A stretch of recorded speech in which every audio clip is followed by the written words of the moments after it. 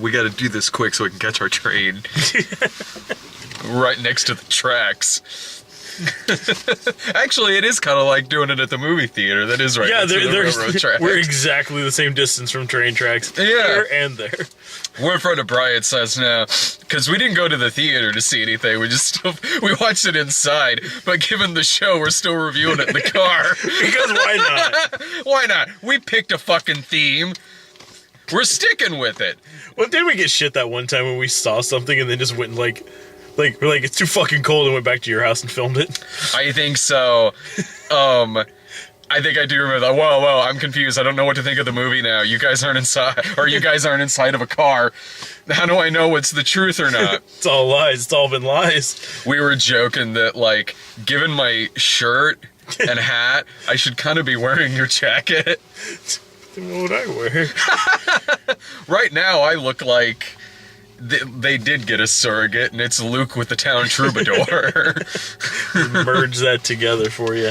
I loved. So we watched. You've seen all of them, and so I'm at part 1. So we're gonna review these, and I actually just found out that they released all 4 of them together. Like, for some reason, I originally thought that the 4 movies were gonna be like.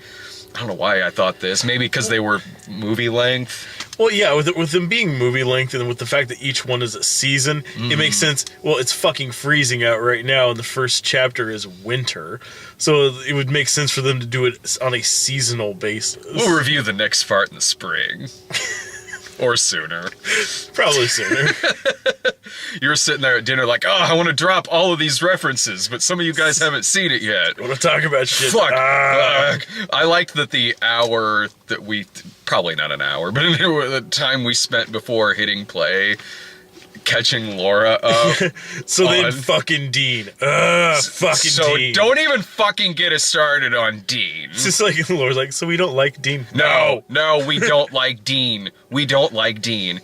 And, like, we can tolerate Logan because of Mitchum Huntsberg.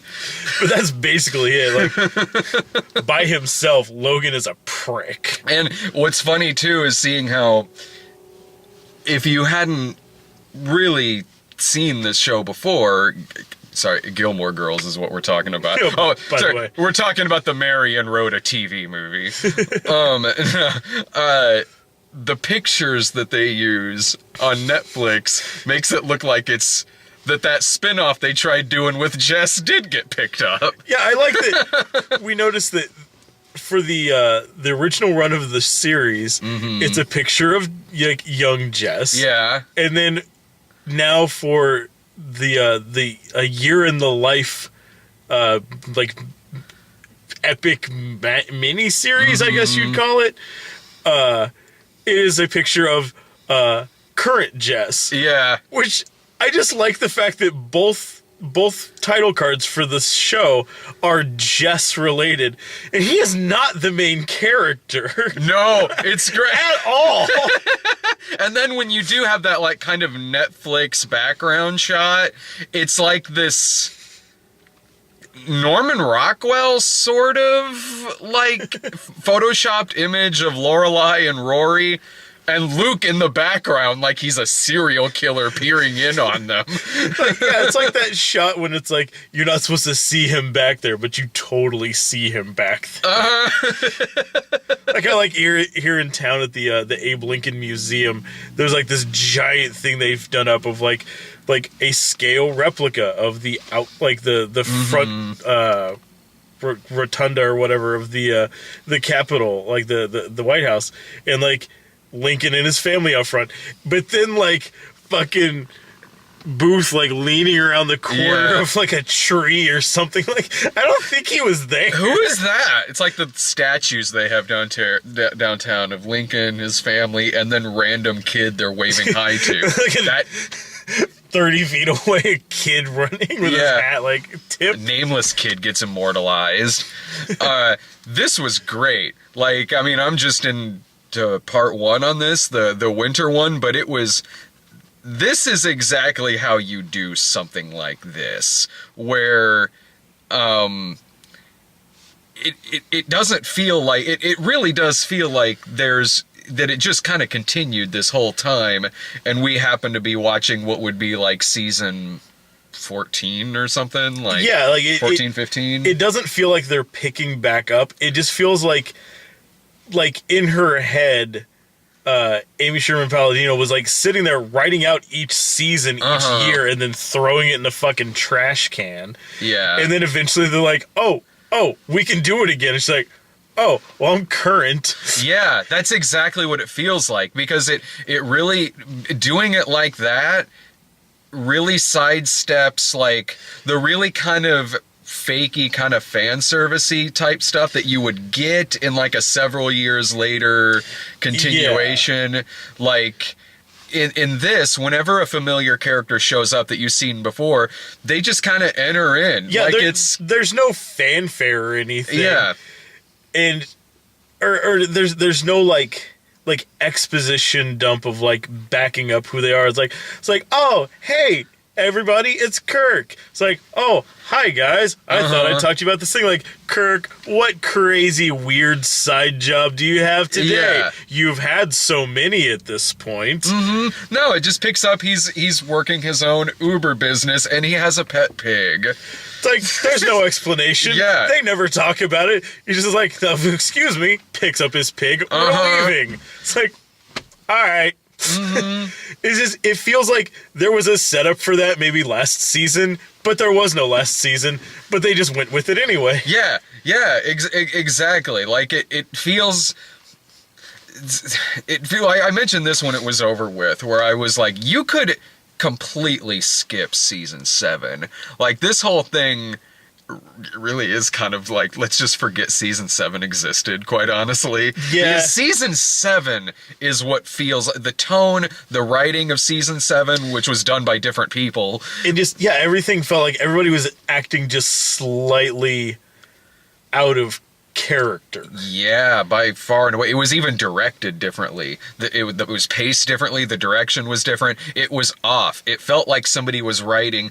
They get rid of Amy Sherman Palladino and they replace it with like fan fiction, and that's what season 7 is. Season 7 is what it feels like when like something happens several years later and it's made by different people and you just kind of got to go along with things. Like, if you wanted to, honestly, what I recommend, seriously, is just, okay, maybe see season 7 out of curiosity if you must, but honestly, you could get to the end of season 6, maybe look at a slight synopsis of season 7. Yeah, just kind of maybe like look at like the Wikipedia entry for season 7. Just read like the recap, like high level overview. Mm-hmm. You know, like Rory goes here. Meanwhile, back in Stars Hollow, Lorelai does this. Like, got it. I loved so much that, like, just people that you know and recognize are just there like it's any other regular episode. Miss Patty's in the background waving on. Sebastian Bach is back in this. Gil's back. And, like, yeah, again, like, it's not like... Yeah, they didn't, like, go out of their way to, like, do anything with Miss Patty in this. No. You know, it's like... It's just like, oh, hey, Miss Patty's like, Rory's home. And then, like, that's it. Like, and Gil is just there because they're over at Lane, so of course they're playing in the band. Yeah, he shows up, he starts getting his gear ready, and then they do a song. Like, it is nothing different than if he showed up in a random episode that wasn't focused on, like, Lane and everything going on there. Yeah, exactly. This is like any other episode where it's just in the background, like, it's like, oh, hey, everybody. And he's like, hey. Like, that's it. Yeah, and... God, I mean, I can't tell you how much I've missed grumpy-ass Luke Danes. Like, now we're well past, like, he just doesn't like cell phones in there, even though it's still got the same picture on there with the cell phone that he obviously drew 20 years ago. Because that's fucking fingerprint. Yeah. It's a phone. What do you... It's a phone. It looks like a phone. Ah! Now he gets to fuck with people trying to... log on to Wi-Fi in his diner. Yeah, I love the fact that he got with the times, probably mostly at like the grumblings of Lorelai. Yeah. And has Wi-Fi in the diner, but refuses to give people the right password to log in. That's the compromise. He just keeps giving out fake, legitimate sounding passwords. Yeah, like, it's like, oh, what's the Wi-Fi password? Dane's Diner 85 or it's like, oh, thanks, man. The guy just sitting there for 20 minutes in the background, like throwing hands, like, I don't get it. And then he and Taylor bond because Taylor loses his fucking shit. Loses his shit on the customers at Luke's Diner, and that makes them bond. And that makes total sense. They're now one and the same. Like, I wasn't going to sign that thing you're signing around, this petition, but god damn, the way you just screamed at someone to go home. Ah, you got me, buddy. Fine. I said it as soon as Luke showed up. I say to Laura, I'm like, that right there's my favorite character. She looks at me like, really? Like, I couldn't tell by how you're dressed. I'm like, what? No, I dress like this in high school too. We just happen to be spirit animals. And then I said to you at one point, I was, Stars Hollow looks like Stars Hollow in this. Like, it doesn't, again, like, it just feels like we're back some years later with the same people, the same characters, and here they are in this current day and age. And I look at you and I go like, I'm always like, man, I wish I could live somewhere like Stars Hollow, but then I remember that places like that don't exist. Yeah. Or if they do, they are terrible people because of it. Yeah, it's the Stepford Wives, or it's some like 70s horror movie where they're Satanists, or I don't know. There'd be something weird. Literally the movie Deadly Friend, because it's filmed on the same set. Yeah, exactly. It's like you don't want to live in the actual town from Northern Exposure, because if you go there, it's gonna be more like Twin Peaks. Yeah, they're gonna be crazy, yeah. But not the fun kind. Yeah, but the seasons will be absolutely lovely. Oh, there'll be a fantastic diner, a nice candy shop next door. It's like. Like with Northern Exposure, like, yeah, there'll be a moose in the middle of town, but everyone will look at you like an asshole for thinking that's weird. It's gonna be like, it's gonna be less Northern Exposure and more Wayward Pines, and that's science fiction. But no, but I think the fact that Stars Hollow still looks like Stars Hollow really helped with this too, because I mean the town is as much of a character in the show. Absolutely. And just the fact that, like, yeah, I know with like some shows like this where they do like a, you know, like a revival series, or they'll do like a you know, TV movie like years down the line, like, or even like an actual movie down the line. Yeah. Mm-hmm. Everything always looks way different. Because usually it's from different. I mean, not always, but a lot of times it's from different people. Like, yeah. And it's made just because this is clearly to give this an actual proper conclusion. Yeah, but like if it was done by different people and they're just like, if it was just like a shameless like oh yeah, we're just doing this. Yeah. Like, not for the fans, but for money. Like Mary and Rhoda. Yeah. Like, it'd be the sort of thing, like, it would come back, but like Luke's Diner is now like an actual diner or something. Like, it's like, oh yeah, I decided, like, why fight it all these years? And like, I built like a huge new restaurant, and it's like an actual restaurant, and like all fancy and chrome and everything inside. It's like, no, that wouldn't feel right. For some reason, Sookie St. James would be a movie star. Yeah, it's like they treat her exactly the same, but now it's just some like completely random thing. Yeah, like because Melissa McCarthy's famous now. Honestly, the biggest laughs that I got out of it was Kirk. Was Sean I was in tears most of his shtick in the episode.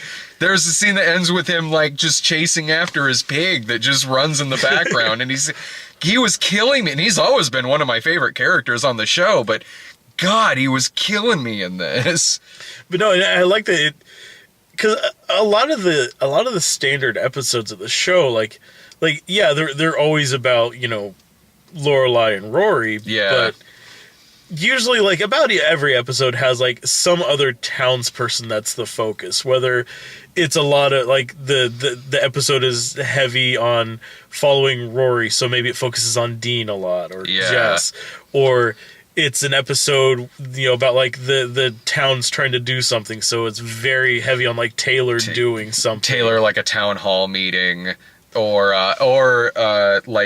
like a competitive episode, like the dance off episode, which has heavy Kirk moments in it. Yeah, so each one has like kind of a focus. So I like that that's still the feel that this had, and it just so happened that for this like first one, which is feature length, it just so happens that it was also a Kirk episode. Yeah. Feature length, which goes by fast. And by the way, Kirk has aged remarkably, by the way. Like, he is pulling off that 5 o'clock shadow he's got going on here. He's finally starting to look like he might be an adult. Yeah. Really, they all look great. Like, when Emily Gilmore popped up, I looked at you and went, she looks the same. There are a few people who have aged well as this goes on. There's one person that'll come up later on, has not aged at all. Yeah, like even more so than like how Emily looks. Like oh, okay. I won't throw anything out just yet. But yeah, there's one of the characters. It's like either. You have to assume that either this person is a fucking vampire in real life somehow, or it's like, I don't know, like they just composited together old footage from like season 1 because not a day has passed. Oh man, like I mean, Lauren Graham will always look great, and she's fantastic. I mean, within the first like minute of this, like you get right away like this is okay. Like they've picked a tone, and it's the tone that they had for the first 6 seasons. So we're back to that, and this is easily going to be really, really damn good. Like it really starts off with a bang in terms of its dialogue. But yeah, it's the same punchy dialogue that you would expect, and it doesn't feel like they're phoning it in or like they're struggling to like keep the same pace that they always had. No, it feels like they haven't missed a beat at all. It feels like we've been saying, like there has been just missing seasons in between season 7 and this. And yeah, because like the way I explained it to you guys and to Letty was basically like I know that the show Bones is still on TV. Yeah. And I know that I stopped watching it probably like season 3, like halfway through season 4. Mm-hmm. And I feel like it would be no different, like jumping back into this than if I just like started like, you know what? Fuck it. It's Thursday. It's on Fox. Boop, Bones. And just started, I don't know when it's on, but like just threw it on the TV and just jumped back in on an episode. Like that's what this feels like. It was like you went to the video store like, fuck, they don't have like the last 9 seasons of this show. I'll just get the new one. Like I was gonna go back through and catch up, but like it's like, oh shit, they only have like the first 4 seasons on Hulu, so I'll just whatever. I guess I'll just pick this up later. I'll just read the Wikipedia synopsis. Just fill in the gaps there for the stuff that's not streaming. Yeah, so I read the Wikipedia synopsis of I don't watch Bones, but I'm picturing myself like reading the wait, why am I reading a Wikipedia? It's a procedural. How do I need to know? But I mean, just as far as like no, character growth, development, like clearly things have changed, but not once do they stop and like have to like feel the need to catch you up, and I really respect that. Like it, I mean, I will admit, probably from an outsider's perspective, it probably is potentially hard to follow some of the through lines, but I like that about this because it's not discounting the people that they know absolutely want to watch it. Yeah, and it for me, it's the sort of thing where like if you're gonna watch this, you've probably seen the older ones, or you're definitely gonna want to go back and watch it. Like if I just jumped into like the 5th movie in a series, like if I'll start with, you know, fucking Goblet of Fire for Harry Potter. Like, what the fuck is happening with all these kids? I should go back. Oh, in reverse. You watch the 3rd one after that. And it's like, this is making less sense now. I like that about this because it really respects its audience and its fans because of that. When they mention Sookie St. James in this, they talk about her name. They don't drop in an exposition dump of like my best friend Sookie St. James, who is the chef at this inn. Like, I mean, like, yeah, it's like, no, they just like the character's completely unseen, and they just mention her. Like, it's like, ah, man, I miss having Sookie here. It's like, yeah, but she fucking left us here. Like, well, And when they drop Lane's name, Logan's, a couple of others as well. Like, yeah, they reference just their names in passing because it realizes that we know who these people are. Yeah. And I thought they handled the Edward Herman stuff really fucking well in this. It was done incredibly, incredibly classy, incredibly good taste, and it's insane that for a man who wasn't around to make it to this being done, he is still very much a presence in the entire episode. Quite literally, he's got a giant wall-sized portrait hanging on the wall. I mean, yeah, there's a painting in this about the same size as if it was a mural to Tupac Shakur on the side of a building. It's as big as the Jesus is Lord sign on the side of the building right there. But yeah, it's fucking sizable. Yeah. But who gets to keep that prop? Right? Surely to God, like because the whole first section is like dedicated to his memory. Like I should really hope that like when they were done with that, they like got in touch with his family and said like, we have this amazing thing. Fuck yeah. Fucking thousands of dollars worth of work on this. You guys want it? Yeah, and it was how they handle it, because it does flash back 4 months prior, and it does show the funeral. It shows the aftermath of that. There are some genuinely heartbreaking moments in this, but it's still funny. It's realistically funny. Realistic in the way that you would joke in a situation like that. But yeah, it's definitely not like quipping and jokes at a funeral. It's not a sitcom. But it finds its moments. Like even after like that really heavy way that like the flashback ends. Fuck. And then immediately cuts to Rory sitting there and just quick joke. That was what was a heavy hitter, not a fucking belly laugh, but just quick joke, got it in there. Yeah. Just enough to like break that mood from just completely bringing the whole thing to a screeching halt at the halfway point. That was perfect. That was fantastic writing for a couple reasons. One, what you just said, and two, they put Rory in there to kind of say what a lot of the audience is probably thinking. Yeah. Which is like, you couldn't think of anything to say in that. Like you could just said like, he's well read. Like, yeah, he's well read. He's got books. Boy, he loves books. There was the time when he set Rory up for the interview at Yale, but she wasn't prepared yet and got mad at him. There was the part where he got mad at Dean for building the car for Rory. The thing's a death trap. Doesn't even have seatbelts. The auto mechanic's in it too. I was glad they brought her back. I love Gypsy. Yeah. Your car, it's a piece of crap. Again, also looks like she hasn't aged a day.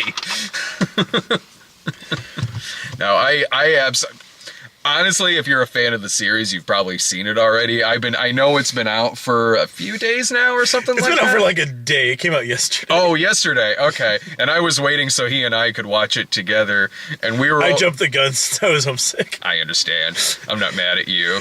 That and I knew that there was no way that Letty was going to not watch it. Yeah. And I was like, the fact that you... Right, yeah. And the fact that you were all right with watching it again made me think like, okay, well, it's better than season 7. It's like, yeah, I'll sit through this again. Like we were over at we're the Gilmore Girls fans on this site. Actually, Irving is too. Irving is too, and Ryan watched it as well. Rob Walker just got into it, and begrudgingly so, and he's mad at himself for the fact that he wants to keep watching it. Like, yeah, I told you I'd get you into it, this motherfucker. Like one of those things, like, this show's dumb. I don't get why everybody's like, fine, I'll watch. Fine, I'll watch. I was hooked on this show the first time I saw it. The first time I saw it, I was...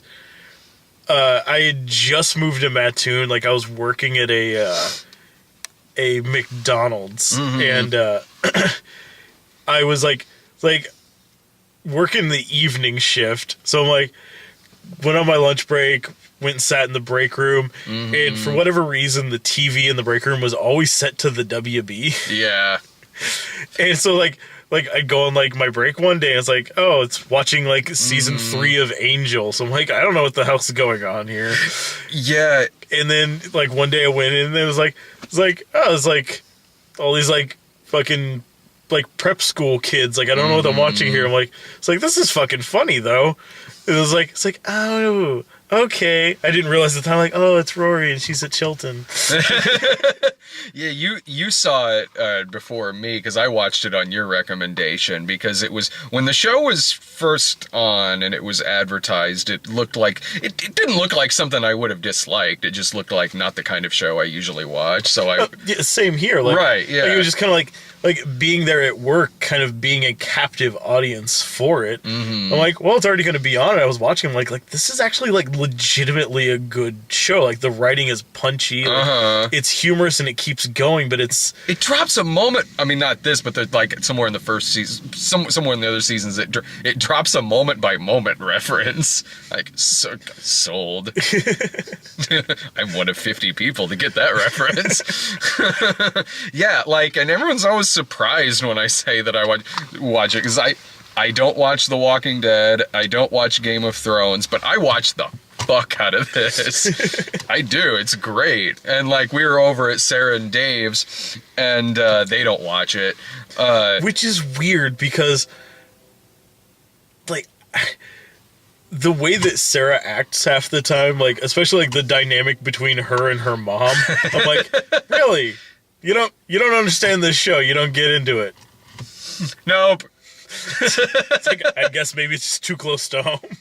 Could be. It's like, I don't see what's funny about this. Could be. Like, you mentioned something about, like, well, because we were having some dinner over there before we watched it, you mentioned something like, oh, we could put it on over here. And Sarah was like, yeah, I guess. And I said something like, well, I do kind of want to sit there and enjoy this without grumpy Dave sitting next to me, like, ah! Like, it's fine. Why does snow move like that? Because it's a show. It moves like that because this is filmed in fucking Southern California. The snow's as real as the houses in the background. You go a couple of blocks over, you might see the well from Friends. Which lot is this on? Warner or Universal? It's on the Warner back Warner, lot. Okay. The Friends well is... Is that Universal or Warner? Fuck, I think it's Warner. I think that one might... Because that same well was in that Wonder Woman pilot from the early 70s. I recognize that well. Or fountain. Sorry, fountain. Now destroy him in the comments. I can talk Friends for fucking hours. Trust me, I do it on Tumblr all the time. I can talk Friends for hours. I can talk Gilmore Girls for hours. I can talk Game of Thrones for like 2 minutes. This is the extent of my knowledge. I got through season 1, and it's not for lack of interest. I just keep never getting around to it. What was the last season? 7? I don't know, honestly. Like, somehow, like, in the past 5 years, I have not found a single minute to watch more of it. Yeah, I mean, I've seen the first few seasons of it, and honestly, I thought it was totally fine. Like, but it was never really me necessarily that was just sitting there watching it on my own. It was like me, Jillian, and Sarah. And then when getting together and watching that kind of fell by the wayside, I just didn't really pick it up again on my own, you know? It's one of those shows, honestly, like The Walking Dead, Game of Thrones, where if you're on Twitter, you kind of watch it. Yeah. Like, because I kind of know, especially Game of Thrones, or not Game of Thrones, especially Walking Dead with how that opened in the season. Yeah, I kind of feel like I've seen it because I'm on Twitter. Well, the past couple seasons of Walking Dead, like, I've just kind of waited for it to all play out, and then, like, eventually it's like, it's on Netflix. I'll catch up one of these Sundays, like, if I'm fucking laid up sick or just not doing anything. But, yeah, with that new season when the first episode was coming out, I'm like I might as well go ahead and fucking watch it, because I know as soon as I go online, if I want to keep any air of mystery about it, that's not gonna happen. I might as well just go ahead and fucking watch it. Mm-hmm. Like, there's gonna be no avoiding it. Like, I know, like, the next, like, 3 days on Twitter are just gonna be posts about what happened, or, like, little animated GIFs, or screenshots, or something. Yeah. Yeah. And I wasn't wrong. Is that an eyeball hanging out of his socket? Man, it is. But again, I can talk this shit for hours. And friends. Me and Sarah have to talk Friends, though. You don't watch Friends. Oh wait, you've seen a bunch of Friends, haven't you? Just because of Sarah? Yeah, I think I've seen, like, I think I've honestly seen, like, the first, like, 5 seasons straight through. I'll get you caught up on the second half. I've got them all. But yeah, that was just during a time where, like, she went on a kick and she's like, I'm just gonna start watching all of Friends. I'm like, okay. I watched all of Friends. It was between 94 and 2004. I watched it all first run. And I've gone back a few times. It's one of those shows, like, I would flip through the channels and come across. It's like, I guess that's kind of funny. Nah, you lost me. You sure you weren't accidentally watching Joey instead? Why is the guy from Road Trip in this? No, it was always one of those, like, it didn't hold me. Like, you know, I'd watch a little bit, and yeah, it'd be funny for a minute, but, like, it was one of those shows where, like, I would watch it until you hit a commercial break, and then you just start flipping through the channels, and you just never go back. Well, we have two things, though. We have our love for Gilmore Girls and our hatred of the Big Bang Theory. I will always have that. Yes, we always have that. At same time next week for part 2. Absolutely. Fuck yeah. All right. See you guys.